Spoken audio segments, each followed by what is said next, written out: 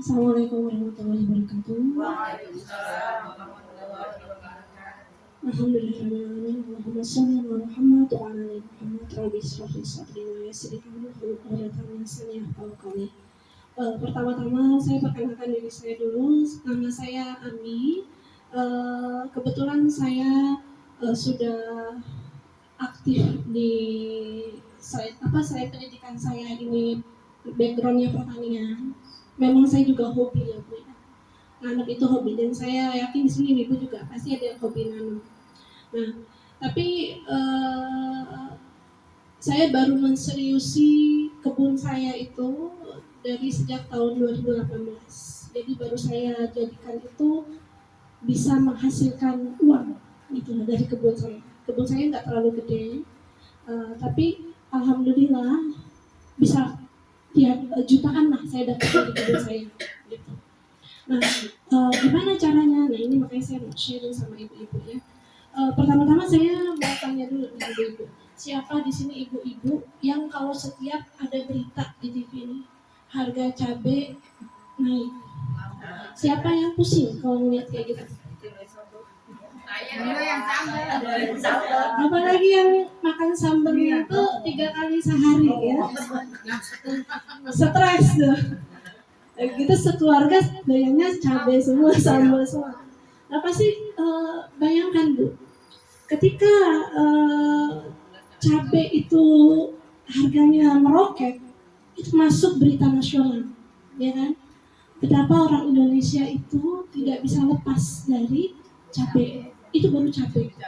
Belum berita tentang bawang. Nah, bawang misalkan ada gagal panen, ya banjir misalkan. Yang pusing siapa? Ibu-ibu lagi, gitu kan? Nah itu waktu saya ingat itu waktu terjadi cabai itu sampai 100.000, cabai rawit 100.000. Saya punya 2 pohon cabai,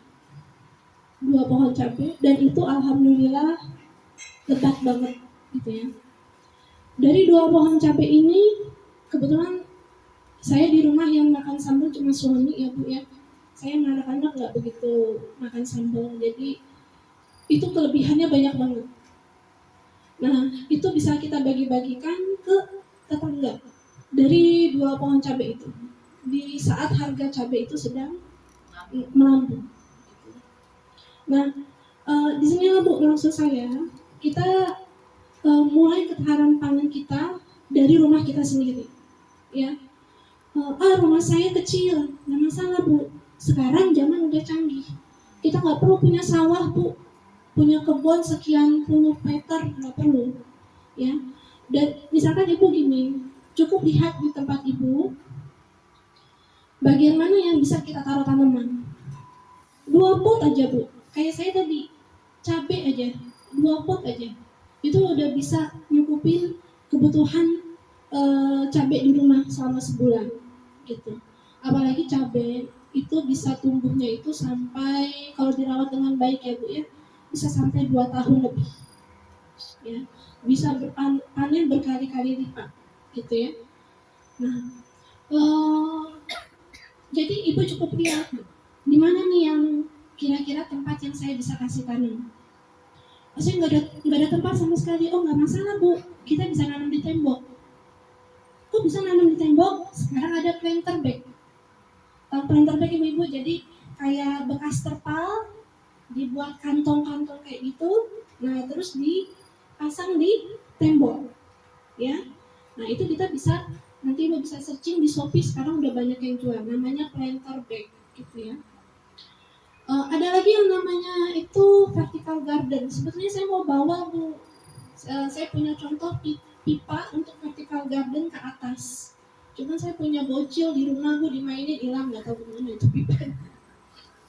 Tadi nyari-nyari. Jadi jadi dia itu numbuhnya ke atas gitu loh. Atau kalau misalkan ibu-ibu kreatif bisa pakai galon, ya ditumpuk itu ke atas. Butuh berapa sih galon itu, kan kecil Bu, cuma segini kan, ya. Kalau ibu tanam ke atas, tanamannya banyak kan, gitu. Nah apa yang bisa kita tanam? Banyak. Ibu ibu mau tanam sawi, pokcoy, bisa. Mau tanam daun bawang, ya kangkung, bisa. Ya, misalkan ibu beli daun bawang, atasnya kita pakai, akarnya kita tanam. Seledri juga gitu. Atasnya kita pakai, akarnya kita tanam. Ibu bayangkan kalau ibu bikin tower segini aja, ya, 1 galon itu bisa muat sekitar 6 lubang, dibuat lubang 6, itu berapa sampai ke bawah itu? Padahal tempatnya sempit, ya. Bahkan kalau di skala industri, ibu itu kalau di skala industri dia pakai tower dan pakai hidroponik. Itu bisa berpuluh-puluh kilo dari 1 tower. Itu untuk skala industri ya ibu-ibu ya. Tapi kalau kita kan yang simpel-simpel aja lah, ya. Pakai galon bekas ya, kita bolongin, kasih tanah. Nah, jadi sebetulnya lahan sempit kita terutama orang Jakarta ya itu sebetulnya bisa kita siasati dengan cara vertical garden ya atau dengan memaksimalkan walaupun hanya 2 pot kita maksimalkan. Nah, terus yang jadi kunci dari misalkan tanaman kita mau subur itu pertama adalah media tanam. Media tanam ya Bu ya. Media tanam itu harus kita persiapkan dengan baik. Kenapa? Karena media tanam itu adalah tempat tanaman kita mau makan. Jadi kalau media tanamnya bagus, insya Allah tanaman kita bagus. Nah, media tanam yang bagus seperti apa? Itu kita ambil yang basic aja ya Bu, yang dasar yang mudah ya. Itu yang umum media tanamnya itu adalah pertama itu tanah. Ya. Tanah, terus pupuk, terus sekam. Ya, sekam ibu-ibu tahu sekam kulit padi ya. Ada yang masih mentah yang warna kuning atau yang sudah dibakar yang warna hitam. Nah, kenapa kita kasih sekam?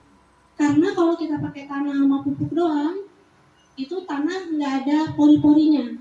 Jadi dia kurang bisa bernapas, terlalu padat. Jadi akar itu jadi agak susah berkembang. Padahal kalau akarnya bagus, tanaman pun akan bagus, gitu ya Bu. Nah itu untuk akarnya, untuk media tanam. Jadi boleh nggak kita beli media tanam sudah jadi? Ya kan di toko-toko pertanian banyak ya. Boleh Bu, cuma pengalaman saya itu sekarang tuh media tanam jadi itu kurang bagus gitu kebanyakan ya. Jadi saya lebih sering buat sendiri gitu. Tapi kalau misalnya ibu-ibu mau beli jadi juga nggak apa-apa. Jangan dijadikan suatu halangan. Yang nggak boleh apa Bu? Yang nggak boleh ibu pakai pupuk yang masih bulat-bulat. Kan ada tuh pupuk kambing masih bulat-bulat. Nah itu nggak boleh. Takutnya masih panas ya. Jadi pupuk yang bagus itu yang kayak gimana? Pupuk yang bagus itu yang tidak berbau, ya bentuknya sudah seperti tanah. Jadi kalau misalkan dia masih bentuknya bulat-bulat, boleh nggak dipakai? Kalau untuk tanaman-tanaman kecil jangan, ya. Kalau untuk tanaman besar taruh aja di sekelilingnya, gitu, ya. Jadi saya tidak menyarankan, tapi kalau tetap mau pakai silahkan, gitu ya Bu ya. Itu dari media tanamnya. Terus kan ada yang bilang gini, saya nanam waktu beli bagus. Banyak ya, waktu beli bagus. Jadinya habis itu kok jadi jelek, saya mah nggak bisa nanam. Habis itu ngatain, Ibu tanaman itu nggak bisa cari makan sendiri, ya, nggak bisa. Dia beli minum sendiri nggak bisa. Yang pasti kita harus siram. Udah disiram Bu, gitu kan ya. Terus kadang-kadang yang kita suka lupa adalah memberi pupuk. Punten ibu-ibu sehari makan berapa kali sehari? 3 kali. Ya. Nah tanaman juga di pot perlu makan. Ya. Minimal pemberian pupuk itu berapa kali? 1 kali sebulan, itu paling minimal. Bagusnya berapa kali? 1 kali seminggu, gitu ya. Terlalu sering juga nggak boleh. gitu ya. Pasti pengen tanamannya gede nih, cepet gede, dipupuk terus. Nah, itu juga jangan, ya. Nanti dia akhirnya dia terlalu jenuh, akhirnya malah jadi mati, kebakar ya, istilahnya kebanyakan pupuk. Itu ya permasalahan orang-orang biasanya gitu. Ini apa nggak berbuah-buah? Ya kalau yang punya tanaman buah dia nggak berbuah-buah bu. Ah, kalau untuk tanaman yang tidak berbuah itu caranya yang pertama kita sakiti dia, ya kita bisa bacokin, ya dibacokin, dipangkas, ya terus ada pemberian pupuk pembuahan, ya itu ada NKP, boron, ya atau kalau bingung beli aja, bilang aja pupuk buah, gitu ya. Kalau nggak berbuah-buah. Ya dia butuh karena mungkin untuk berbuah pupuknya apa kandungan hara yang ada di dalam tanah itu nggak mencukupi dia untuk berbuah. Terus juga karena terlalu banyak daun. Kalau terlalu banyak daun dia akan fokus ke daun. Jadi perlu pemangkasan. Kenapa perlu dipangkas? Karena dia akan merangsang pembungaan nanti. Nah bunga itu yang nanti jadi buah kan bu. Gitu. Jadi seperti itu. Jadi daunnya perlu kita kurangi, terus juga habis daunnya dikurangi, pupuknya perlu kita perhatikan. Gitu. Ya bu ya.